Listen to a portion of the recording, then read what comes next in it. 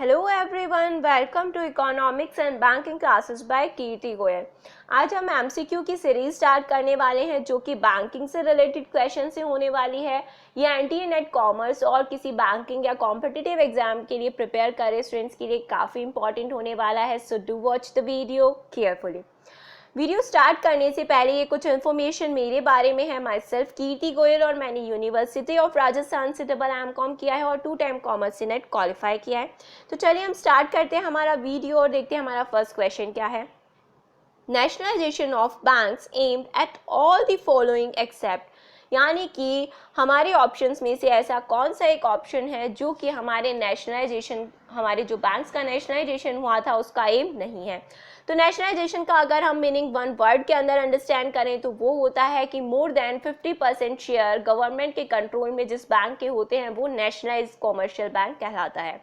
तो चलिए हम चेक कर लेते हैं हमारे options. Removal of control by a few, कुछ लोगों के कंट्रोल को हटा देना। Provision of control by a few, कुछ लोगों के कंट्रोल में लेकर आना।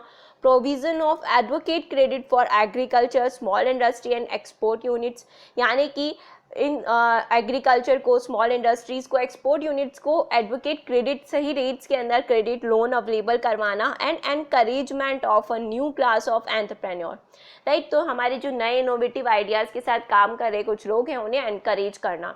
तो हमारे पास ये 4 ऑप्शन हैं और हमें बताना है कि हमारे नेशनलाइजेशन का एम कौन सा नहीं है।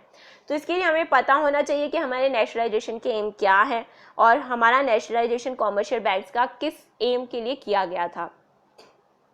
तो चलिए हम कुछ एक बेसिक सा ओवरव्यू देख लेते हैं हमारे इंडियन बैंकिंग सिस्टम का। तो जिसे डिवाइड किया गया है commercial bank, cooperative bank and regional rural banks के अंदर। कॉमर्शियल बैंक को फर्दर 2 कैटेगरीज में डिवाइड किया गया है, public banks and private banks. Public banks जहां पर मोर देन 50% शेयर गवर्नमेंट के कंट्रोल में होते हैं और प्राइवेट सेक्टर जहां पर मोर देन 50% शेयर जो होते हैं वो वहाँ प्राइवेट शेयर होल्डर्स के कंट्रोल में होते हैं, राइट। तो हमारे बैंक्स का नेशनलाइजेशन कब स्टार्ट हुआ था? तो मैं आपको बता दूं कि आरबीआई जो था हमारा फर्स्ट नेशनलाइज बैंक था जिसको नेशनलाइज किया गया था जनवरी 1949 के अंदर, राइट। इसके बाद में हमारे 14 बैंक्स का फर्स्ट फेज के अंदर कॉमर्शियल बैंक्स का नेशनलाइजेशन हुआ था 1969 के अंदर और 6 कॉमर्शियल बैंक्स का नेशनलाइजेशन हुआ था हमारे 1980 के अंदर, राइट। ये 2 फेज के अंदर हमारा नेशनलाइजेशन कंप्लीट हुआ था। अब हम देख लेते हैं कि नेशनलाइजेशन का बेसिक एम क्या था। तो यहाँ पर क्या हो रहा था कि जो बिग बिजनेस हाउसेस थे, जो लार्ज इंडस्ट्रीज थी, वहाँ वो लोग क्या कर रहे थे, हमारे बैंकिंग सिस्टम को कंट्रोल कर रहे थे, रेगुलेट कर रहे थे, क्योंकि उन्हीं का पैसा लगा हुआ था यहाँ पर। और जब उनका पैसा लगा हुआ था और वो इसे रेगुलेट कर रहे थे तो वो किसके बारे में सोच रहे थे? खुद के प्रॉफिट के बारे में। यानी कि ऐसे कौन से सेक्टर्स है जो वो नेग्लेक्ट कर रहे थे? तो वो हैं export, agriculture, small scale industries, right. तो इन लोगों से उन्हें कोई फायदा नहीं था। तो ना तो वो इनकी ग्रोथ पर ध्यान दे रहे थे, ना वो इकोनॉमी पे ध्यान दे रहे थे। उनका बेसिक एम था खुद का प्रॉफिट अर्न करना। तो यानी और जो हमारे पुअर फार्मर्स थे ये कहाँ जाते थे? मनी लैंडर्स के पास में जाते थे। इन्हें अगर पैसे की ज़रूरत होती थी, क्रेडिट की ज़रूरत होती थी और वो लोग इनका शोषण करते थे। तो यानी कि हमारी इकोनॉमी की ग्रोथ नहीं हो पा रही थी। तो इन सब सिचुएशंस को देखकर हमारे बैंक्स को नेशनलाइज करने का डिसीजन लिया गया ताकि हमारे जो बैंक्स हैं वहाँ पर बिग बिजनेस हाउसेज और लार्ज इंडस्ट्रीज़ के जगह पर हमारी सरकार का कंट्रोल हो, जो कि लोगों की सोशल वेलफेयर के लिए काम करे। हमारे एंटरप्रेन्योर्स, हमारी एग्रीकल्चर इंडस्ट्री, हमारे जो एक्सपोर्टर्स हैं, जो हमारे स्मॉल स्केल इंडस्ट्रीज है, इन्हें ग्रोथ करने का पूरा मौका दे, राइट। तो यहाँ पर हमें समझ में आ गया कि नेशनलाइजेशन का मीनिंग क्या है। तो आई होप आपको इस क्वेश्चन का आंसर भी आ गया होगा। बिल्कुल करेक्ट सोच रहे हैं आप। इसका आंसर होगा provision of control by a few, क्योंकि हमारे नेशनलाइजेशन के एम थे removal of control by a few, यानी कि जो लार्ज बिजनेस इंडस्ट्रीज थी, जो लार्ज बिजनेस हाउसेस थे, उनके कंट्रोल से हमारे बैंक्स को बाहर रखना। साथ ही हमारे जो स्मॉल स्केल इंडस्ट्रीज थी, जो हमारे एग्रीकल्चर सेक्टर था, एक्सपोर्ट यूनिट्स, इन्हें एडवोकेट क्रेडिट प्रोवाइड कराना और जो हमारे इनोवेटिव आइडियाज़ के साथ बिजनेस करना चाहते हैं उन्हें एनकरेज करना, राइट। तो आई होप ये क्वेश्चन आपको अच्छे से समझ में आ गया होगा। तो चलिए हम देखते हैं हमारा नेक्स्ट क्वेश्चन क्या कहता है। Proportion of total deposits of a commercial bank which it has to keep with RBI in form of cash reserve is in terms as, right। तो यहाँ पर क्वेश्चन कह रहा है कि कॉमर्शियल बैंक्स के टोटल डिपॉजिट का कुछ प्रोपोर्शन कैश के रूप में आरबीआई के पास रखना क्या कहलाता है। अब हमारे पास ऑप्शन है सीआरआर, एसएलआर, बैंक रेट और रेपो रेट। अब इन सारे ऑप्शंस में से सही ऑप्शन को सेलेक्ट करने के लिए हमें पता होना चाहिए कि हमारे इन ऑप्शंस का मतलब क्या है, इनका बेसिक मीनिंग क्या है। तो चलिए हम अंडरस्टैंड कर लेते हैं। यहाँ पर हम थोड़ा शॉर्ट में अंडरस्टैंड करेंगे रेपो रेट क्या होती है। अगर हम इसे एक लाइन में समझना चाहें तो रेपो रेट वो रेट होती है जहाँ पर आरबीआई कॉमर्शियल बैंक्स को पैसा उधार देता है, पर कोलेट्रल के बदले। वो कोलेट्रल क्या होता है, गवर्नमेंट सिक्योरिटीज होती हैं, राइट। और रिवर्स रेपो रेट क्या होता है, रिवर्स रेपो रेट वो रेट होती है जहाँ पर कॉमर्शियल बैंक आरबीआई को पैसा उधार देते हैं, ठीक है। तो ये क्या होती है, रेपो रेट का जस्ट रिवर्स होती है, मिरर इमेज होती है, राइट। अब हमारी बैंक रेट क्या होती है, अब बैंक रेट होती है हमारी जहाँ पर सेंट्रल बैंक जो हमारे फंड्स लैंड करते हैं कॉमर्शियल बैंक्स को, ठीक है, तो उससे जो इंटरेस्ट रेट चार्ज करते हैं वो, और जो इंटरेस्ट रेट चार्ज करेंगे कॉमर्शियल बैंक से, तो कॉमर्शियल बैंक जब हमें लोन देंगे तो हमसे और भी ज़्यादा चार्ज करेंगे, राइट। तो यहाँ पर किस पर इफेक्ट पड़ता है, हमारी इंटरेस्ट रेट्स के ऊपर इफेक्ट पड़ता है। तो जैसे कि repo rate, reverse repo rate, ये जो पॉइंट्स हैं ये काफ़ी डिटेल में मैंने एक्सप्लेन किए हैं मेरी कुछ वीडियोस के अंदर, तो उनके लिंक मैंने आपको डिस्क्रिप्शन बॉक्स में दे दिए हैं। अगर आपको इन टॉपिक्स के अंदर प्रॉब्लम है तो वहाँ पर मैंने इन्हें डिटेल में और काफ़ी ईजी लैंग्वेज के अंदर एक्सप्लेन किया है, जहाँ से आप इसका पूरा मैकेनिज्म समझ सकते हैं। तो आप उन वीडियो को ज़रूर देखिएगा, आपको काफ़ी हेल्प मिलेगी, राइट। तो चलिए हम देखते हैं सीआरआर और एसएलआर, इन दोनों के वीडियोस भी मैंने आपको वहाँ डिस्क्रिप्शन बॉक्स में उनके लिंक प्रोवाइड करवा दिए हैं। तो सीआरआर क्या होता है, सीआरआर वो रेशियो होता है जब कॉमर्शियल बैंक के पास में जो डिपॉजिट्स आते हैं उनका का पूरा डिपॉजिट वो लोग फर्दर लैंड नहीं कर सकते, हम लोगों को उधार नहीं दे सकते। उसके ऊपर आरबीआई ने कुछ रिस्ट्रिक्शन लगाए हैं।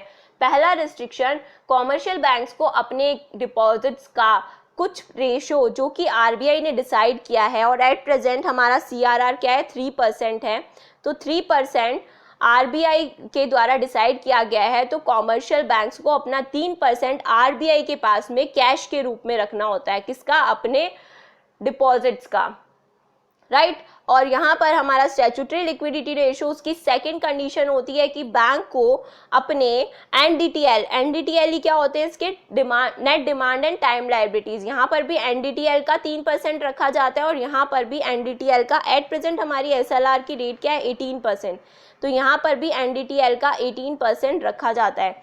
तो वो कहाँ रखना होता है, वो कॉमर्शियल बैंक्स को कहाँ पर रखना होता है, खुद के पास ही रखना होता है, किसकी फॉर्म में, cash, gold, government securities, treasury bills, इसके रूप में वो लोग रख सकते हैं।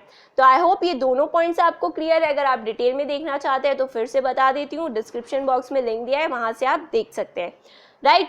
तो चलिए हम, अच्छा इससे पहले हम देख लेते हैं कि हमारी रेपो रेट एट प्रेजेंट कितनी है। हमारी रेपो रेट है 4%, राइट। हमारी रिवर्स रेपो रेट है 3.35%।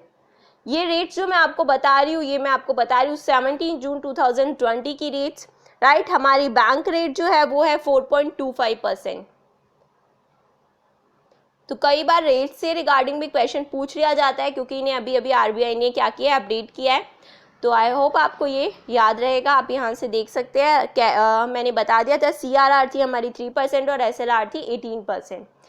तो हमारे इस क्वेश्चन का आंसर आई होप आपको समझ में आ गया होगा, और आप बिल्कुल सही सोच रहे होंगे, सीआरआर, कैश रिजर्व रेशियो, जो कि कॉमर्शियल बैंक को अपने डिपॉजिट्स का कुछ परसेंट आरबीआई के पास में कैश में रखना होता है, राइट। तो आई होप ये क्वेश्चन भी आपका अच्छे से क्लियर हो गया और आपको टर्म्स को समझने में आसानी हुई है। चलिए हम देखते हैं हमारा third question. The rate at which RBI lends to bank under the liquidity adjustment facility is called। अच्छा, जो हमारी रेपो रेट होती है, रिवर्स रेपो रेट होती है, ये हमारी किसके अंदर आती है, लिक्विडिटी एडजस्टमेंट फैसिलिटी के अंदर आती है। ये क्या करने के लिए होती है कि हमारे मार्केट के अंदर मनी की लिक्विडिटी को, पैसे के फ्लो को कंट्रोल करता है इनके थ्रू आरबीआई, राइट। तो यहाँ पर कह रहा है आरबीआई की कॉमर्शियल बैंक्स को वो एलएएफ के अंदर कौन सी जो रेट होती है उसके अकॉर्डिंग पैसा उधार देता है। अभी अभी हमने देखा था कि आरबीआई रेपो रेट में क्या करता है, कॉमर्शियल बैंक को गवर्नमेंट सिक्योरिटीज को एज ए कोलेटरल रखकर पैसा उधार देता है, और रिवर्स रेपो रेट में क्या होता है, कॉमर्शियल बैंक्स आरबीआई को पैसा उधार देते हैं, राइट। तो इससे हमारा आंसर आ गया है क्लियरली, रेपो रेट हमारा आंसर होगा। तो आई होप इन टर्म्स को समझने से आपको इन दोनों क्वेश्चंस को समझने में हेल्प मिली है। तो चलिए हम देखते हैं हमारा fourth question. State bank of India is a, state bank of India कौन सा बैंक है? हमारा पब्लिक सेक्टर है, प्राइवेट सेक्टर है, जॉइंट सेक्टर है, नॉन नेशनलाइज्ड बैंक है। अभी अभी हमने डिस्कस किया था कि मोर देन 50% स्टेक अगर गवर्नमेंट के पास में होते हैं तो वो हमारा क्या होता है? नेशनलाइज्ड बैंक होता है, राइट। तो हमारा नेशनलाइज्ड पब्लिक सेक्टर बैंक वही होता है जहां पर मोर देन 50% स्टेक गवर्नमेंट के पास होती है और प्राइवेट सेक्टर के अंदर शेयर होल्डर्स के पास में होते हैं मेजॉरिटी ऑफ शेयर्स, राइट। तो यहाँ पर एसबीआई का एग्जांपल दिया इन्होंने एज अ पब्लिक सेक्टर और आईसीआई का एग्जांपल दिया है हमारे प्राइवेट सेक्टर बैंक्स के लिए। बहुत सारे हो सकते हैं हमारे corporation bank, bank of India, bank of Baroda, ये सारे क्या है? हमारे पब्लिक सेक्टर बैंक्स हैं। प्राइवेट सेक्टर के लिए आप ले सकते हैं HDFC, axis bank, yes bank, smile bank, right. तो ये सारे हमारे क्या है? प्राइवेट सेक्टर बैंक के एग्जांपल्स हो सकते हैं। तो ये दोनों ही क्या करते हैं? एक जैसी सर्विसेज देते हैं लेकिन इनके कुछ चार्जेस डिफरेंट हो सकते हैं, टाइम ड्यूरेशन और क्वालिटी ये जो सर्विसेज की प्रोवाइड कराते हैं उसके अंदर फ़र्क हो सकता है, राइट। तो इसका क्वेश्चन का आंसर हमें यहीं पे पता चल गया था, बिल्कुल सही, पब्लिक सेक्टर बैंक है हमारा स्टेट बैंक ऑफ इंडिया। तो आई होप यहाँ पर ये भी आपको अच्छे से क्लियर हो गया है।